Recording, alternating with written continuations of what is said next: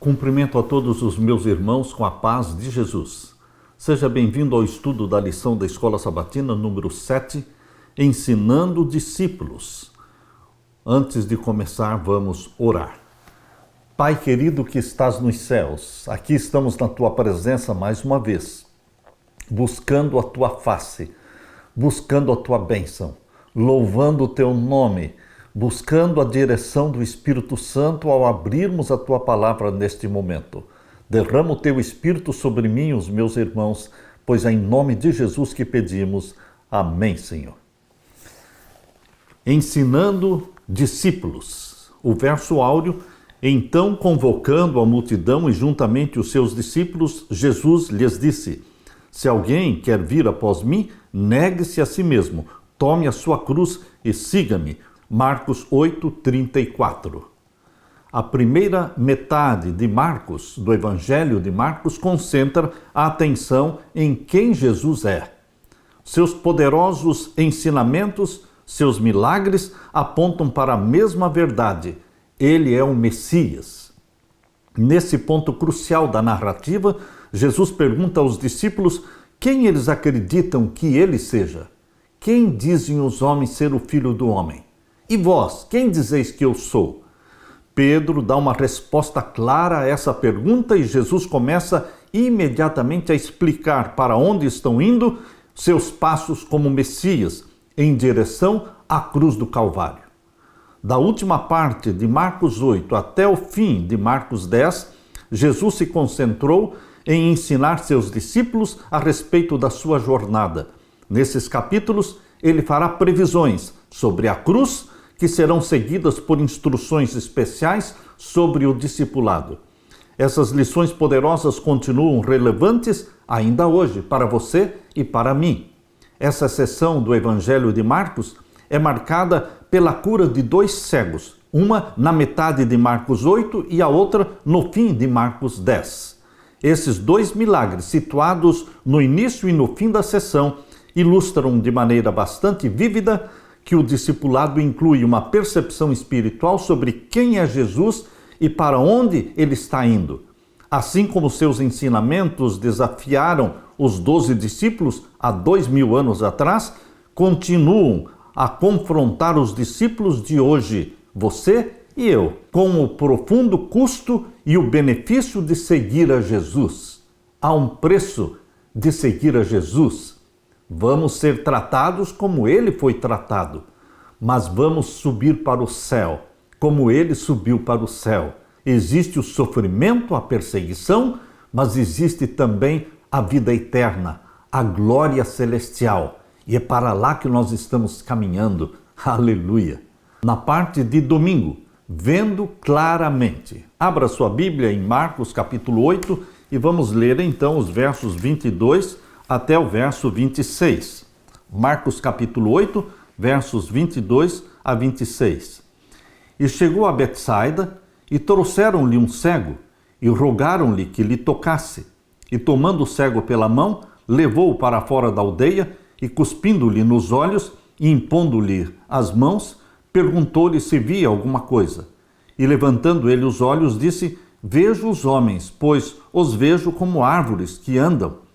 Depois tornou a pôr-lhe as mãos nos olhos, e ele, olhando firmemente, ficou restabelecido, e já via ao longe e distintamente a todos, e mandou para sua casa, dizendo: não entres na aldeia. Queridos, aqui nós vemos o milagre de Jesus Cristo com 2 toques. O milagre aqui foi um processo em 2 etapas. Os evangelhos relatam as histórias de vários cegos curados por Jesus. Além da passagem de Marcos 8, que estamos estudando, Bartimeu também foi curado. Marcos capítulo 10, versos 46 a 52.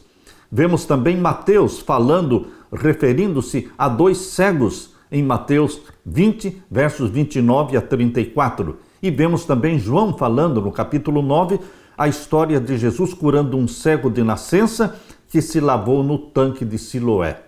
Contudo, a história da cura deste cego em Marcos capítulo 8 é peculiar, diferente das outras. Ela é mencionada apenas em Marcos e é o único milagre de Jesus que requereu 2 ações para trazer saúde perfeita para este homem. Há o detalhe comovente de que Jesus tomou o homem pela mão e o levou para fora da aldeia. Conseguimos sentir a compaixão de Jesus pela deficiência deste homem. Mas por que foi necessário o homem ser tocado 2 vezes? Esse foi o único milagre que envolveu 2 ações. Mas isso não aconteceu por falta do poder ou da fé de Jesus. É mais provável que ele tenha contado uma parábola em forma de ações, ilustrando que às vezes leva tempo para desenvolver a percepção espiritual. Isso estava acontecendo com os discípulos. Essa seção de Marcos começa e termina com a cura de um cego. Jesus estava ensinando os discípulos especialmente sobre a sua morte que ocorreria em breve. Eles tiveram dificuldade para entender sobre a predição da morte de Jesus, embora Jesus tivesse falado sobre isso várias vezes. A restauração da visão do cego é uma metáfora do crescimento no discipulado. Meus queridos, a razão por que Jesus Cristo tocou 2 vezes e houve este processo na cura deste cego significa que nem todas as coisas são iguais.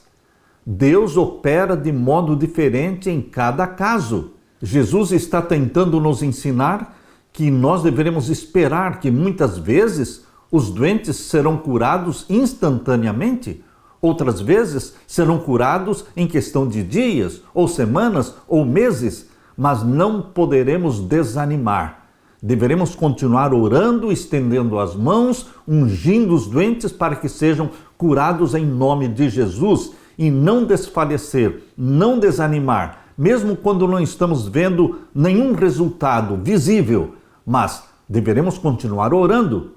Nós poderemos ungir uma pessoa mais de uma vez, 2 ou 3 vezes, porque isto demonstra a confiança plena que temos em Jesus Cristo, entregando o enfermo às mãos de Jesus Cristo, para que a vontade de Jesus seja feita, mas nunca desistir, nunca desanimar.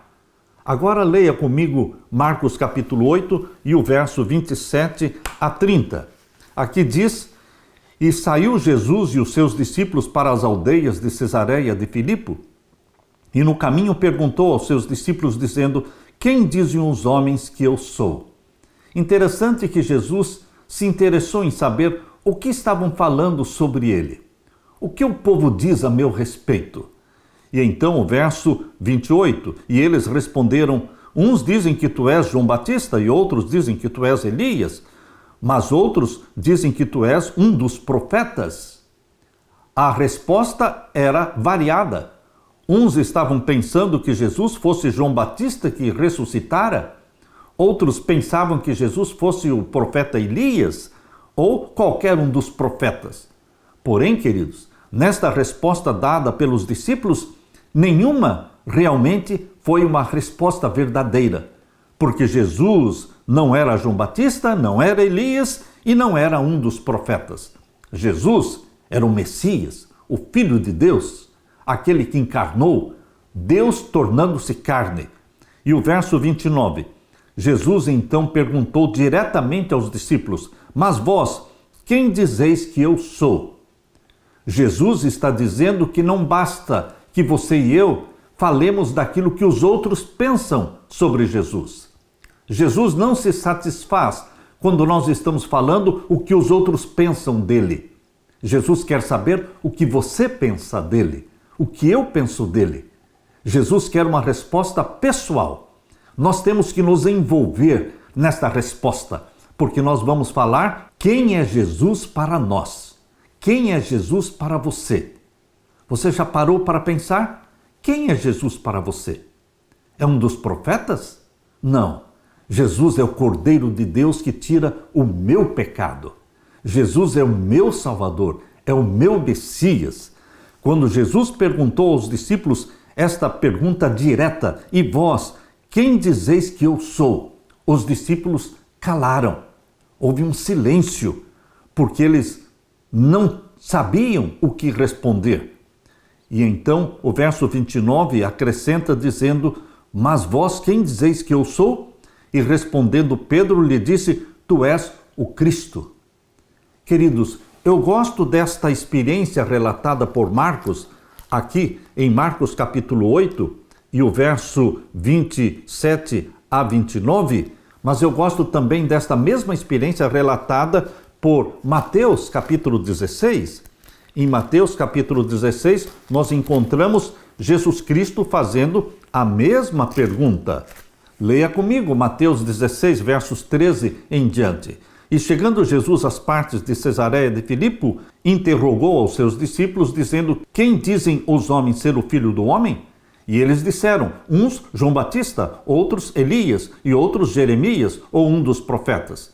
Disse-lhes ele: e vós, quem dizeis que eu sou? Pergunta direta. Não dava chance para eles se esconderem. Eles precisavam se expor. Eles teriam que expressar o pensamento deles sobre quem era Jesus. E o verso 16, e Simão Pedro respondendo disse: tu és o Cristo, filho do Deus vivo. E então o verso 17, Jesus respondendo disse-lhe: bem-aventurado és tu, Simão Bar-Jonas, porque tu não revelou a carne e o sangue, mas meu Pai que está nos céus. Esta revelação veio diretamente de Deus para Pedro. Ao ele falar: tu és o Filho do Deus vivo, tu és o Cristo, ou seja, tu és o Messias. Queridos, somente o Espírito Santo pode revelar para você quem é Jesus. E somente o Espírito Santo pode incutir na sua mente o pensamento, a crença de que Jesus Cristo é o Messias. É o verdadeiro Cristo. É a semente da mulher de Gênesis 3,15, que viria ao mundo e esmagaria a cabeça da serpente. Quem é Jesus para você? Jesus é Deus, e é Deus eternamente. Na eternidade do passado, na eternidade do futuro, Jesus é Deus. Mas Jesus também é homem. Na eternidade do passado, ele não era homem. Mas desde que ele nasceu da Virgem Maria, gerado pelo Espírito Santo, ele assumiu a natureza humana e ele é Deus 100% e é homem 100% por toda a eternidade. Por que Jesus disse aos seus discípulos para não contarem a ninguém que ele era o Messias? Isso parece ser contrário à sua vontade de estabelecer o reino de Deus. Contudo, queridos, nos dias de Jesus, a ideia de Messias muitas vezes tinha conotações políticas, porque o Messias, segundo o povo judeu acreditava, ele viria para estabelecer um reino e para ser rei. Divulgar a ideia de que Jesus era o Messias antes da hora iria com certeza complicar mais o ministério de Jesus e dificultar a sua vida, porque segundo a crença judaica, o Messias viria para derrubar o domínio romano e estabelecer o reino de Deus. Por isso, ainda não era a hora. Nem todas as verdades podem ser ditas ao mesmo tempo. O próprio Jesus disse: muita coisa tenho para vos dizer, mas não podeis suportar agora.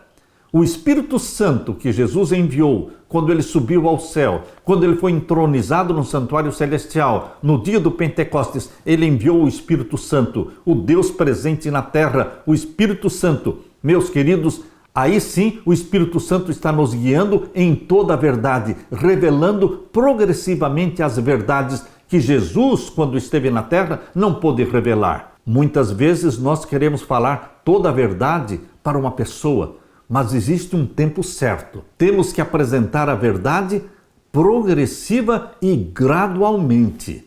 O Espírito Santo vai preparando a mente das pessoas para receberem a verdade. Nem todas as doutrinas podem ser apresentadas de uma só vez. Meu querido irmão, minha querida irmã, quem é Jesus para você? Jesus Cristo é o seu Salvador? Você o ama? Você já declarou seu amor a Jesus Cristo? Seus votos de fidelidade?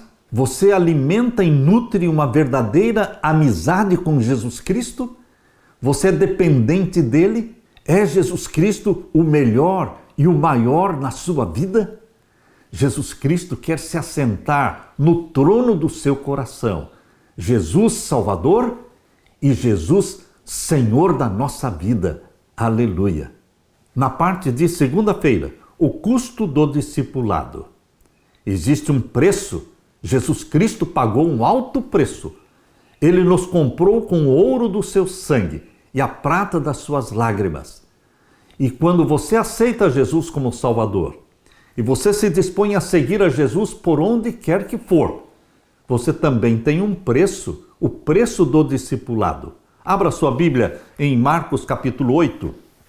Marcos capítulo 8 e vamos ver os versos 31 a 38. Aqui lemos: E começou a ensinar-lhes que importava que o Filho do Homem padecesse muito e fosse rejeitado pelos anciãos e príncipes dos sacerdotes e pelos escribas, e que fosse morto, mas que depois de 3 dias ressuscitaria. Jesus agora está descortinando diante dos discípulos os próximos acontecimentos. Os acontecimentos que precederiam a cruz do Calvário. Jesus começou a falar mais abertamente com os discípulos, dizendo que ele, o Filho do Homem, padeceria e seria rejeitado pelos anciãos, pelos príncipes dos sacerdotes, pela igreja judaica. Ele seria rejeitado pela sua própria igreja. Veio para o que era seu e os seus não o receberam. João capítulo 1. Meu querido irmão, Jesus abriu diante dos discípulos os últimos eventos que precederiam a sua morte na cruz.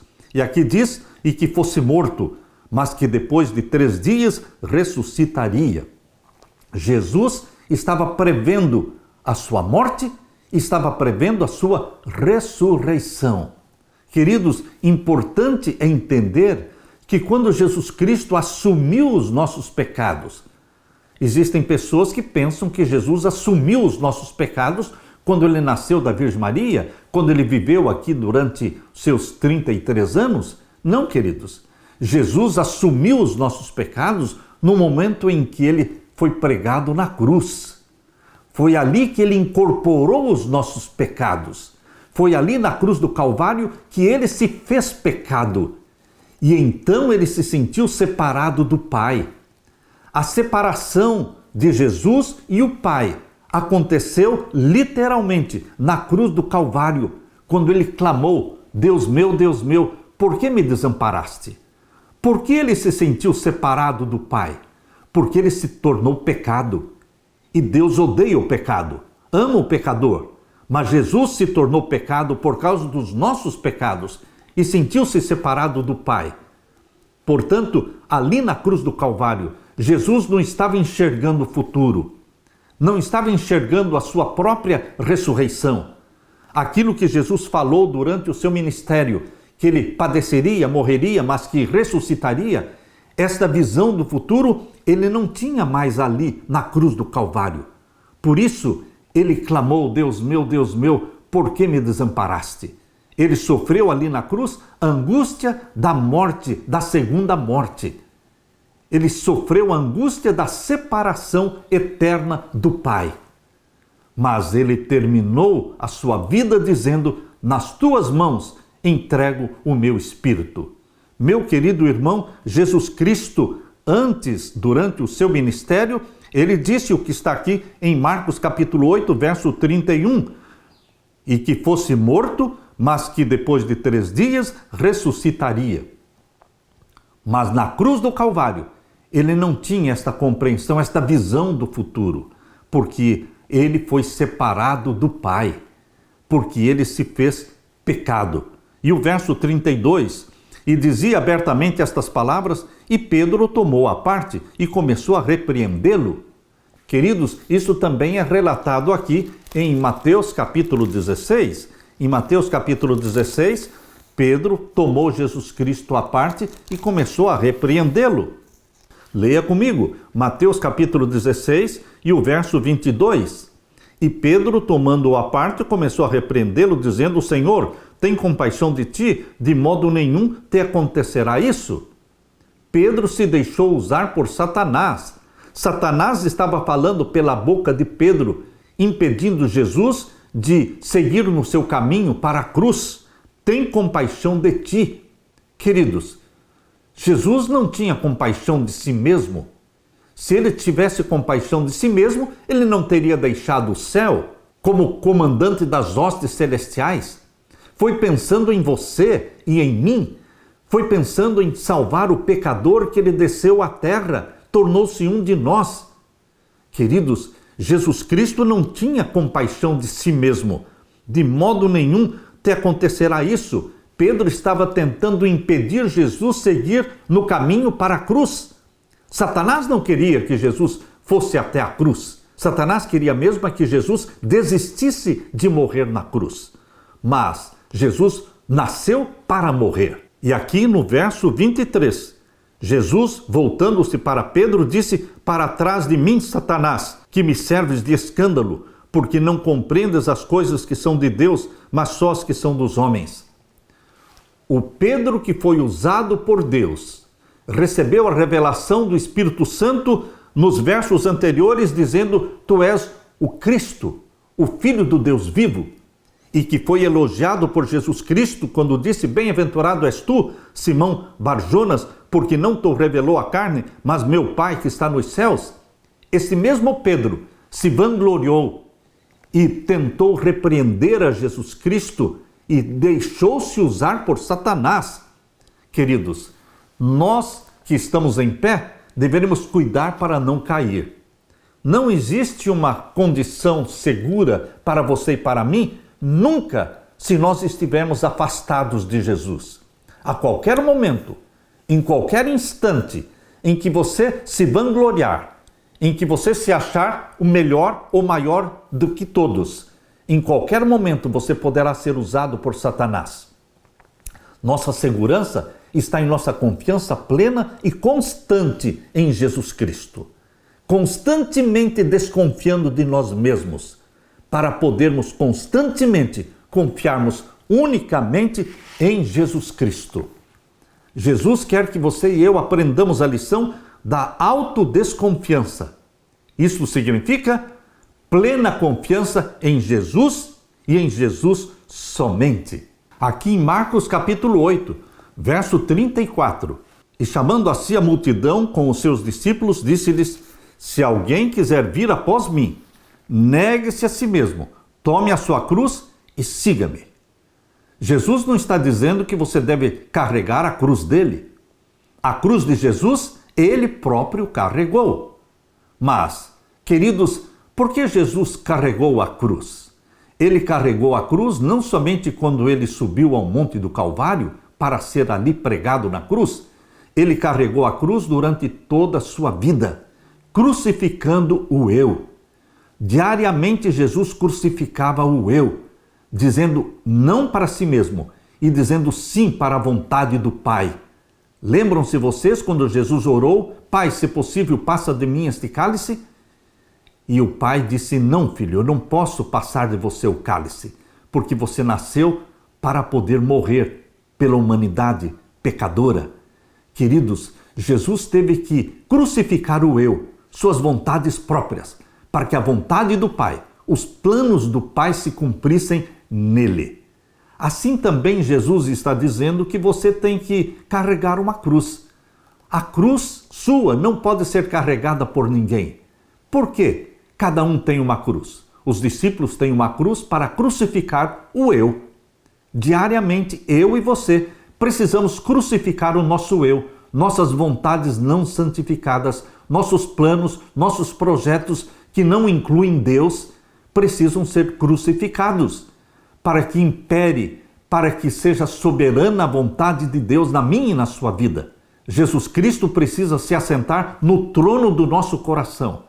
Eu gosto de dizer que em cada coração existe um trono e existe uma cruz. O trono é para que Jesus se assente nele como Senhor da nossa vida. E a cruz, que existe em cada coração, para que você e eu crucifiquemos o nosso eu, nossas vontades não santificadas, para que Jesus seja tudo em todos. Queridos, Jesus Cristo quer que você tome a sua cruz, negue-se a si mesmo, aprenda a dizer não para si mesmo. É muito fácil dizer não para os outros. É muito fácil dizer não para as crianças. Mas Difícil é você falar não para si mesmo. Mas é isso que Jesus está pedindo. Aprenda a dizer não para si mesmo. Negue-se a si mesmo. Tome a sua cruz e siga-me. Que seja a vontade de Jesus Cristo realizada na sua vida e na minha.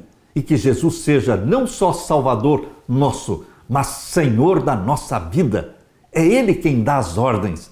E nós somos servos. Servos que obedecem às ordens do amado Senhor Jesus Cristo. Aleluia! Na parte de terça-feira, o monte e a multidão. O monte da transfiguração e o vale onde estava a multidão. Meu querido irmão, Jesus Cristo tinha uma vida dividida entre o monte da oração, o monte da comunhão e o convívio com a multidão. A vida de Jesus sempre foi equilibrada entre a comunhão e a pregação da palavra de Deus. Não é vontade de Deus que vivamos sempre no monte da comunhão, esquecendo as multidões. Não é da vontade de Deus que os seus filhos se recolham num mosteiro e que fiquem dentro de um mosteiro, dentro de 4 paredes, buscando a santidade dia e noite, somente comunhão, somente a santidade. Queridos, nós temos que viver no meio das pessoas. Nós temos que sair para estar junto da multidão. A vida de Jesus tinha esse equilíbrio entre o monte da comunhão e o convívio com as multidões. Assim também, Jesus convidou os discípulos para subirem com ele, Pedro, Tiago e João, lá no monte da transfiguração. E que momentos preciosos foram aqueles no monte da transfiguração, quando Jesus transfigurou-se e apareceram Moisés e Elias conversando com Jesus Cristo. Pedro, Tiago e João amaram aquela cena, ver aquela glória e queriam ficar ali para sempre. E até mesmo Pedro sugeriu construir 3 cabanas para ficarem ali mais tempo. Mas em breve aquelas cenas sumiram e Jesus disse: vamos descer do monte para junto da multidão que está lá embaixo. Jesus Cristo quer que a sua vida seja dividida entre uma comunhão plena na hora da quietude, aos pés de Jesus Cristo, estudando a Bíblia, orando, confessando os pecados, louvando a Jesus Cristo, entesourando Jesus no coração, sendo batizado pelo Espírito Santo. Mas Jesus quer também que você saia para estar junto das pessoas, partilhando a palavra de Deus, dando para os outros aquilo que você recebeu de Jesus Cristo. Abra sua Bíblia e vamos ler então Marcos capítulo 9 e os versos 1 em diante.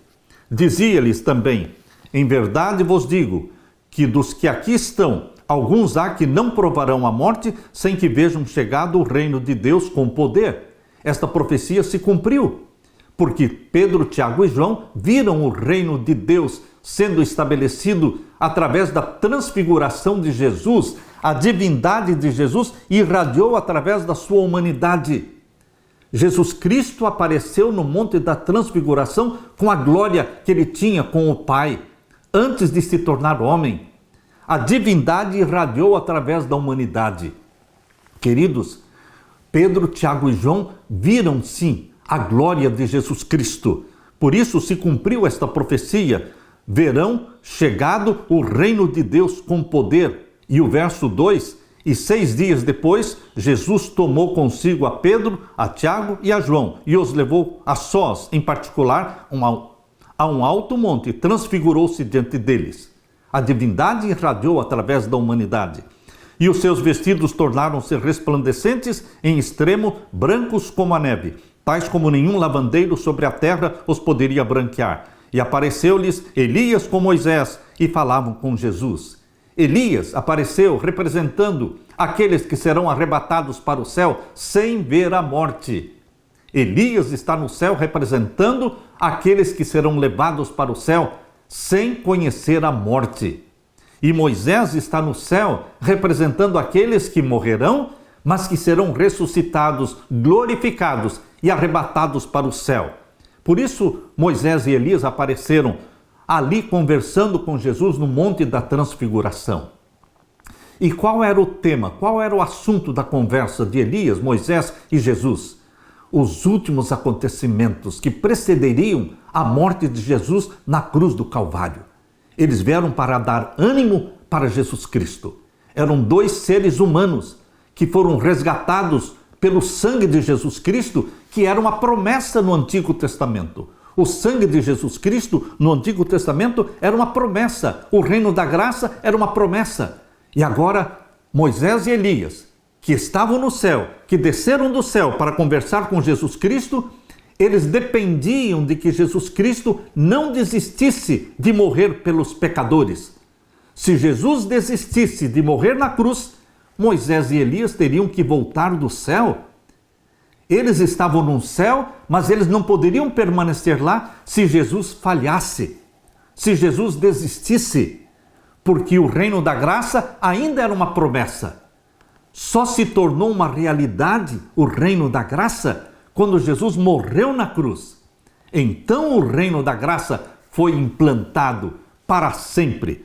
Por isso, Moisés e Elias aconselharam, conversaram, confortaram Jesus Cristo nesta caminhada dura, difícil para o Calvário, para a cruz.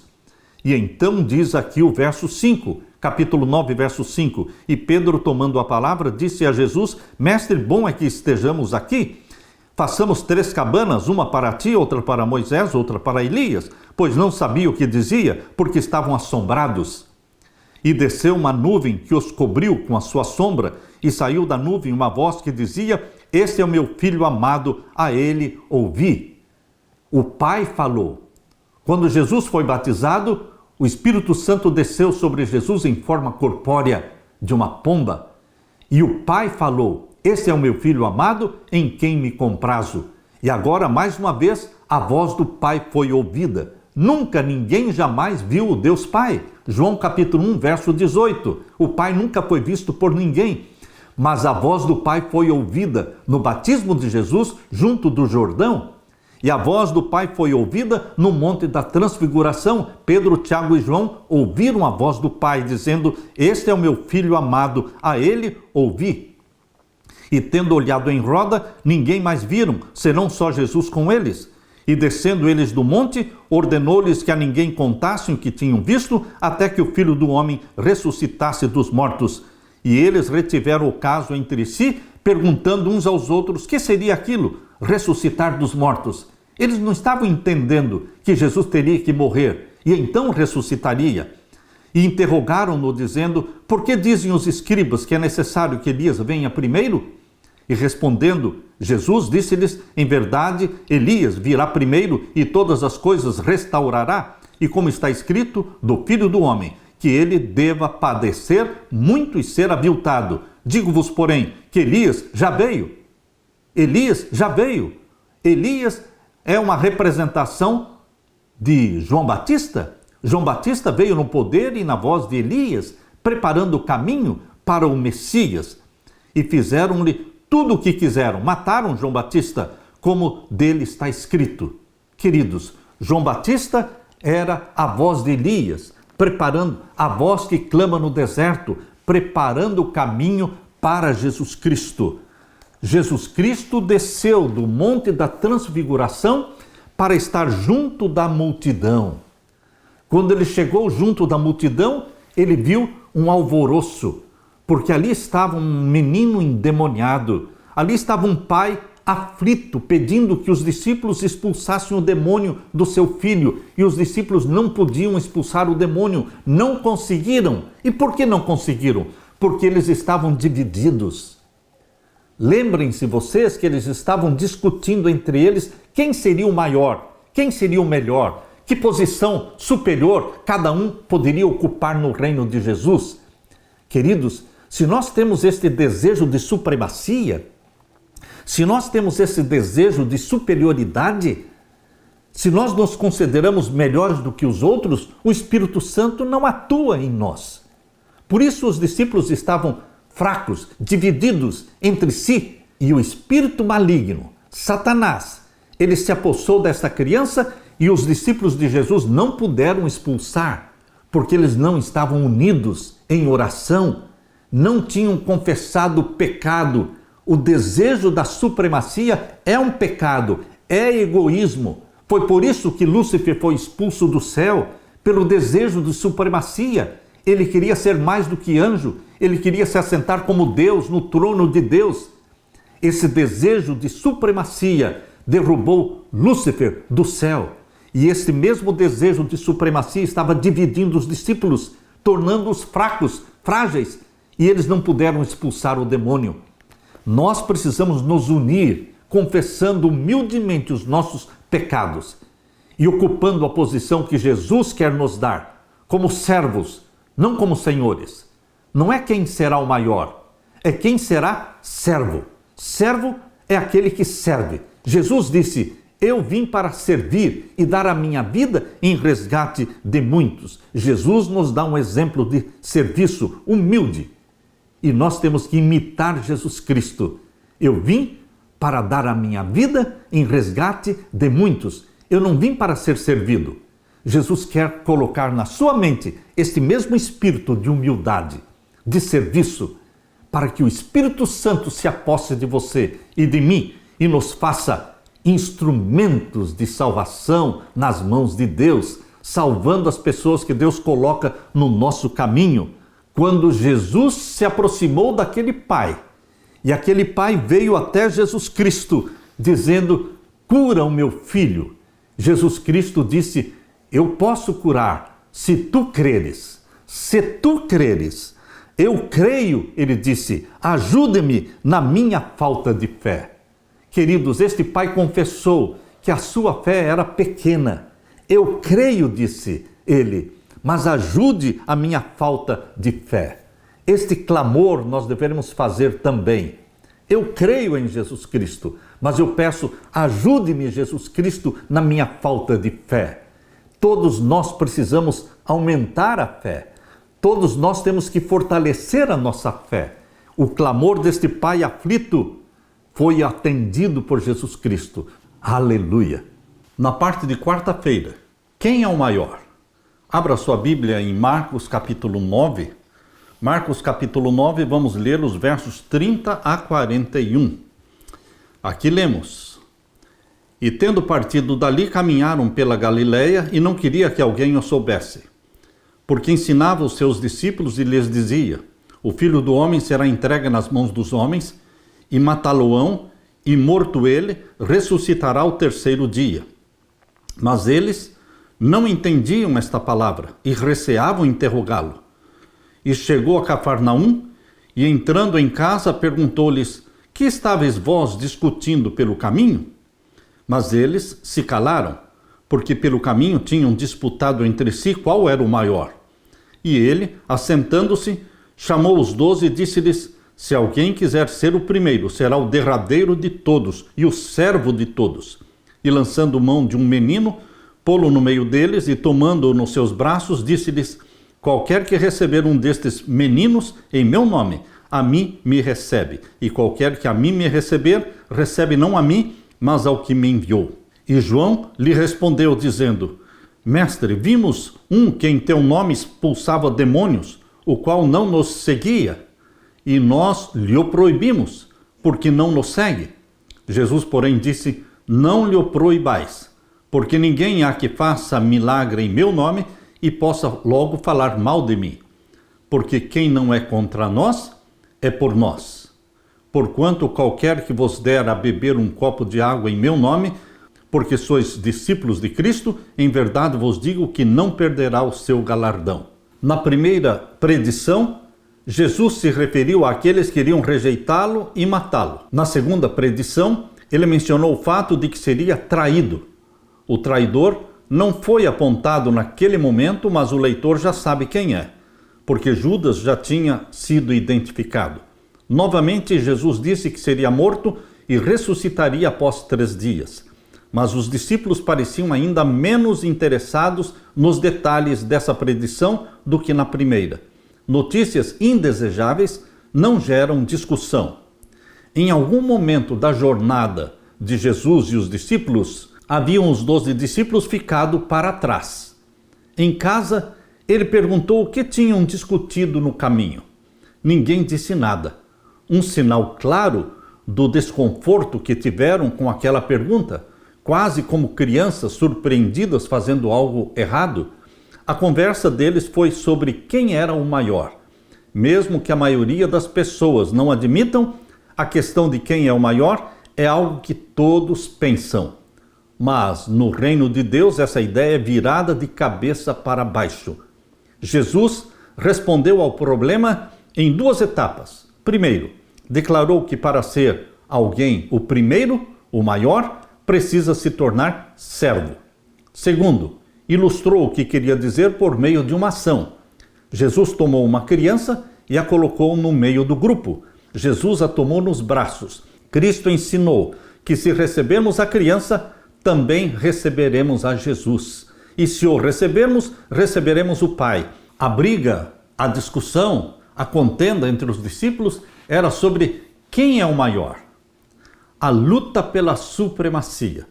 A luta pelo mais alto lugar era a operação do mesmo Espírito que dera origem à grande controvérsia lá no céu e trouxe Cristo do céu para morrer por nós. Lúcifer desejava o poder de Deus, mas não o caráter de Deus. Buscava para si mesmo o mais alto lugar e toda criatura que é movida por seu espírito, o espírito de Satanás, fará o mesmo. O reino de Satanás é um reino de força.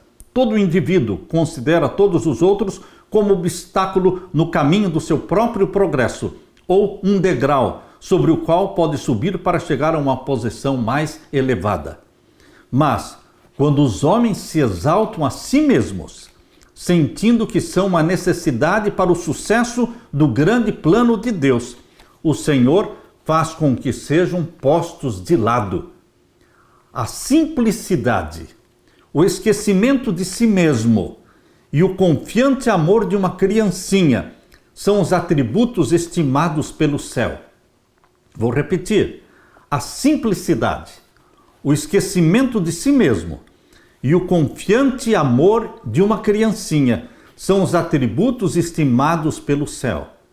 São esses os característicos da verdadeira grandeza.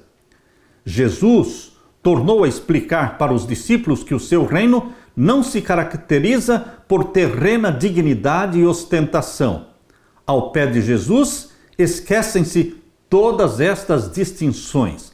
O rico e o pobre, o instruído e o ignorante se encontram sem nenhuma ideia de classe ou mundana preeminência.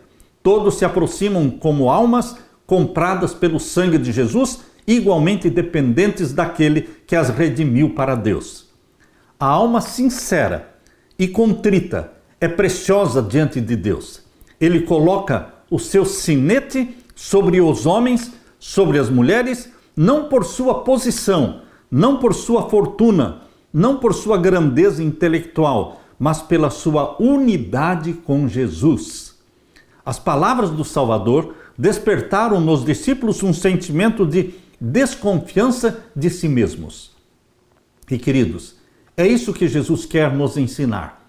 Desconfiança de nós mesmos. Não é possível confiar em nós mesmos e ao mesmo tempo confiar em Jesus. Precisamos desconfiar do nosso eu egoísta. O fato de uma pessoa não se conformar em tudo com as nossas ideias, com as nossas doutrinas, não nos justifica proibir esta pessoa de trabalhar para Deus. Os discípulos tentaram proibir uma pessoa que estava pregando, expulsando demônios em nome de Jesus, mas Jesus disse: não proíbam esta pessoa de pregar, porque aquele que está pregando em meu nome, expulsando demônios em meu nome, não falará contra mim, porque quem não é contra nós é por nós, disse Jesus Cristo. Portanto, não cabe a mim ou a você proibir as pessoas de pregarem. Eu sinto na minha carne a proibição, porque me proibiram de pregar, mas Deus me deu uma igreja no YouTube, com mais de 300 mil seguidores. A Deus toda a glória, a Ele toda a glória, porque a verdade precisa ser pregada. Em nome de Jesus Cristo, nós todos estamos preparando um povo para a volta de Jesus. Embora as pessoas não concordem conosco em todos os pontos, isto não significa que poderemos proibi-la de pregar. Jesus disse: o fato de uma pessoa não se conformar em tudo com nossas próprias ideias, opiniões, não nos justifica proibir-lhe o trabalhar para Deus. Desejado de todas as nações, página 329. A grandeza aos olhos de Deus é a simplicidade, é a humildade, é o apegar-se a Jesus Cristo, é o desconfiar de nós mesmos e o confiar inteiramente em Jesus. Que seja essa a sua grandeza, o de servir, o de ser humilde instrumento de Deus. Aleluia! Na parte de quinta-feira, o homem saudável no inferno. Vamos abrir a palavra de Deus em Marcos capítulo 9 e vamos ler os versos 42 em diante. E qualquer que escandalizar um destes pequeninos que creem em mim, melhor lhe fora que lhe pusessem ao pescoço uma mó de atafona e que fosse lançado no mar. Jesus está falando aqui de escandalizar os filhos e filhas de Deus. Os pequeninos são as pessoas que amam a Jesus e que não devem ser escandalizadas. Verso 43, e se a tua mão te escandalizar, corta-a, melhor é para ti entrares na vida aleijado do que tendo duas mãos, ires para o inferno, para o fogo que nunca se apaga. Queridos, Jesus está usando aqui uma hipérbole. Jesus não está falando para você cortar a sua mão, mas Jesus está usando aqui uma hipérbole, um exagero, uma ilustração exagerada para mostrar que é importante você romper com o pecado. É importante você romper com defeitos pecaminosos, com hábitos pecaminosos, porque o céu é mais importante. Faça qualquer coisa para romper com o pecado, para quebrar o domínio de Satanás sobre você.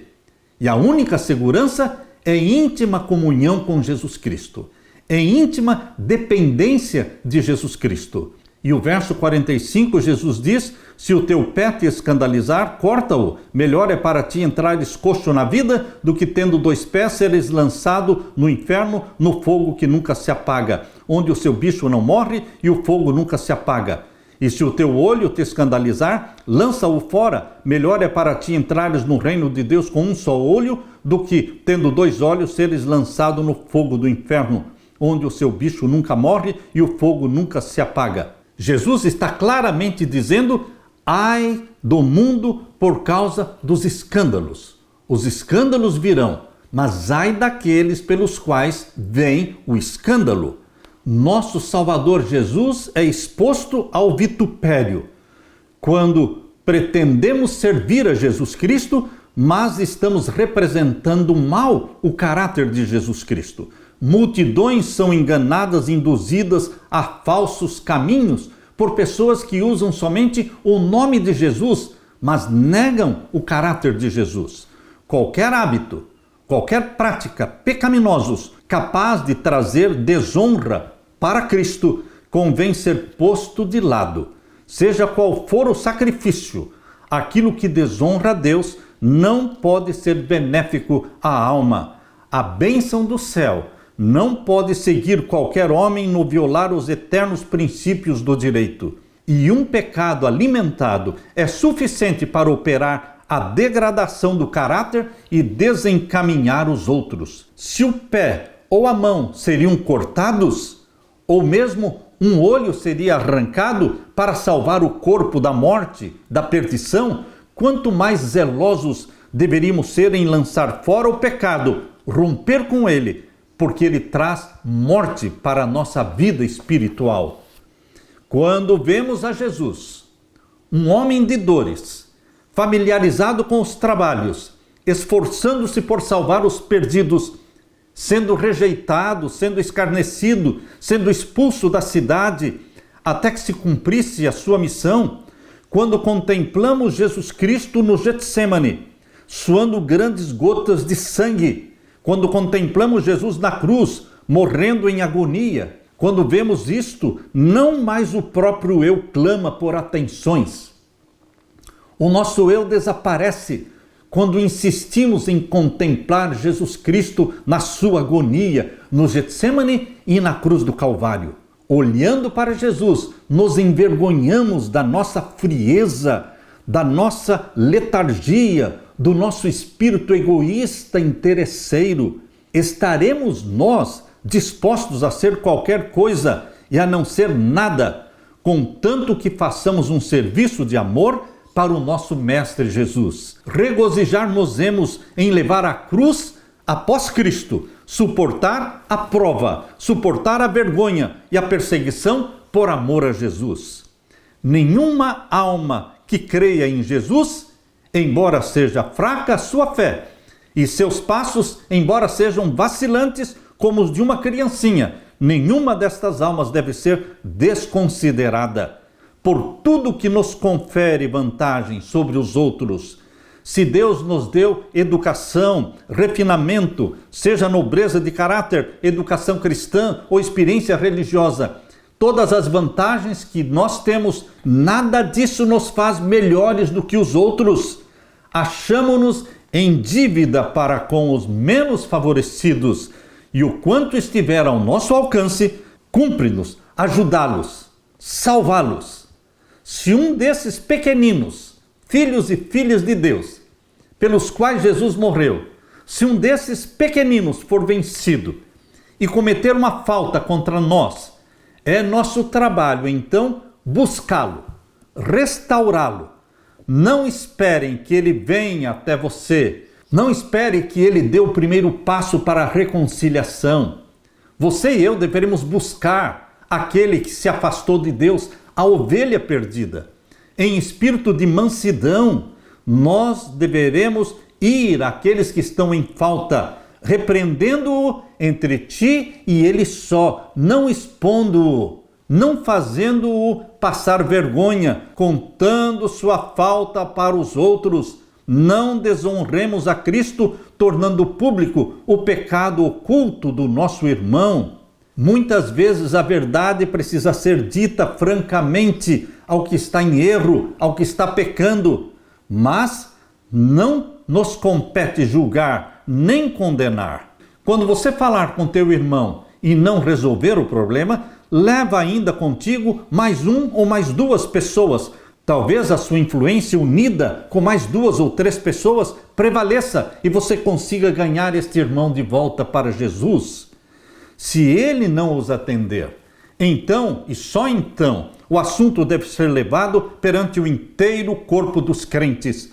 Que os membros da igreja, como representantes de Cristo, se unam em oração e amoráveis súplicas para que o ofensor seja restaurado, não seja desprezado ou negligenciado por seus antigos irmãos, mas tratado com ternura e compaixão, como uma das ovelhas perdidas a quem Cristo ainda está buscando trazer para o aprisco. Queridos, Jesus não ensina a existência de um inferno que arderá eternamente. Os efeitos do fogo serão eternos. Não é o fogo que vai continuar ardendo eternamente, mas os efeitos serão eternos, porque aqueles que forem mortos no lago de fogo e enxofre não mais ressuscitarão, não mais reviverão. Não é vida eterna em sofrimento. O que a Bíblia ensina é a morte eterna, porque o salário do pecado é a morte eterna. Mas o dom gratuito de Deus é a vida eterna. São 2 resultados: a vida eterna em Cristo Jesus e a morte eterna para quem segue a Satanás. Mas eles vão se tornar cinzas. Este fogo vai queimar até tudo se tornar cinzas, porque é exatamente isso que a Bíblia ensina. A Bíblia explica a Bíblia. Abra sua Bíblia em Malaquias capítulo 4 e o verso 1 em diante. Porque eis que aquele dia vem ardendo como forno, todos os soberbos e todos os que cometem impiedade serão como palha, e o dia que está para vir os abrasará, diz o Senhor dos Exércitos, de sorte que lhes não deixará nem raiz e nem ramo. A raiz do pecado é Satanás, os ramos são os ímpios, são os pecadores perdidos. Mas o fogo consumirá a raiz e os ramos. Mas para vós que temeis o meu nome, nascerá o sol da justiça, e salvação trará debaixo das suas asas, e saireis e crescereis como os bezerros do cevadouro. E o verso 3 explica: pisareis os ímpios porque se farão cinza debaixo das plantas dos vossos pés, naquele dia que farei, diz o Senhor dos Exércitos. Satanás e os demônios e todos os ímpios vão ser queimados e se tornarão cinzas debaixo das plantas dos nossos pés. Queridos, Deus vai criar um novo céu e uma nova terra, e não haverá lembrança das coisas passadas. É isso que Isaías, capítulo 65, verso 17 explica. Abra sua Bíblia. Isaías, capítulo 65 e o verso 17.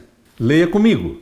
Porque eis que eu crio céus novos e nova terra, e não haverá lembranças das coisas passadas, nem mais se recordarão. Não vai existir um lago de fogo eternamente queimando. Como poderia haver felicidade na nova terra se existisse um lago de fogo e enxofre onde temos amigos sendo queimados eternamente? Não, queridos. Não é o lago de fogo que fica queimando eternamente. Os efeitos são eternos, porque eles se tornarão cinzas. E não haverá lembrança das coisas passadas, nem mais se recordarão. Mesmo Satanás será queimado e vai se tornar cinzas. Isso você pode ler em Ezequiel capítulo 28, lendo aqui em Ezequiel capítulo 28 e o verso 18 e 19. Aqui diz: pela multidão das tuas iniquidades, pela injustiça do teu comércio, profanaste os teus santuários. Eu, pois, fiz sair do meio de ti um fogo que te consumiu a ti e te tornei em cinza sobre a terra aos olhos de todos os que te veem.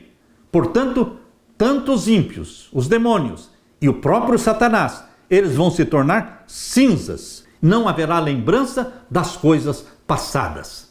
A nova terra terá como capital a Nova Jerusalém. Nós vamos viver na nova terra. Não vai existir um lago de fogo eternamente queimando. Não é vida eterna em sofrimento, é morte eterna, o salário do pecado.